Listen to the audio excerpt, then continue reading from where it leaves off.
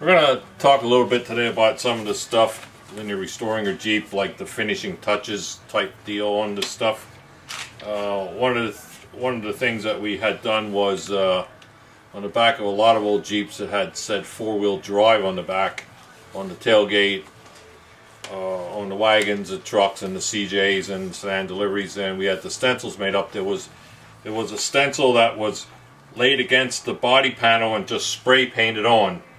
And even when they were put on from new, they weren't exactly clean and crisp. There was a little overspray on them, a little fuzzy around the edges, but that's how it was. And so that's why when we did them, we made the original style up, because when you do the cutout ones, they look too perfect, you know. And that's really, if you're restoring, want to keep original, that's what, you don't want to really do that. So the earlier stuff, like around 1945 and 46 for the CJ2As, what we found is there was no four-wheel drive on the stencil on the tailgate, and the Willys wasn't painted on the hood and the windshield and the tailgate. Around 1947, it seems like they started to do that, and this is the stencil they used on the tailgate. There's a 2A tailgate that has the stencil on the side over here. That's where it was located, and this one has the Willys painted on it. And then also on the old Willys trucks, the early trucks had the WO emblem in them, and that was painted. And then the four-wheel drive was the same one used on the 2A, was over here. Around 1954, from what we can tell by things that we've seen, then they came out with a different stencil. Now, on the Willys wagons and sedan deliveries, that said Jeep four-wheel drive on it. But then on the CJs and on the pickup trucks, it only had the four-wheel drive part on it. Here's an old original station wagon tailgate that was never painted. The Jeep four-wheel drive, that's where it was located. It's sitting on the side, but it was on the passenger side.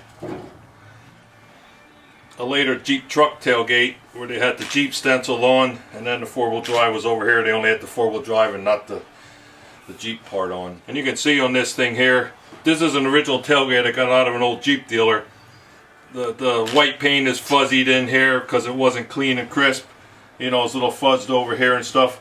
So if you even put this on and you don't get it perfect, that's the way they were from new anyway.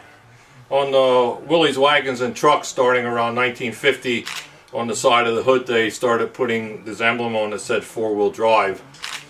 There were chrome emblems. The original ones were like stamped stainless with little tabs sort of spot welded on the back, but the new ones are die-cast chrome. They still look almost the same, do the same job, but it was easier to make them this way than to have them stamped back out. On the Willys wagons and trucks starting around 1950, on the side of the hood they started putting this emblem on that said four-wheel drive. There were chrome emblems. The original ones were like stamped stainless with little tabs sort of spot welded on the back, but the new ones are die-cast chrome. They still look almost the same, do the same job, but it was easier to make them this way than to have them stamped back out. This is the hood emblem that was used like from 1950 and up on the Willys trucks and sedan deliveries.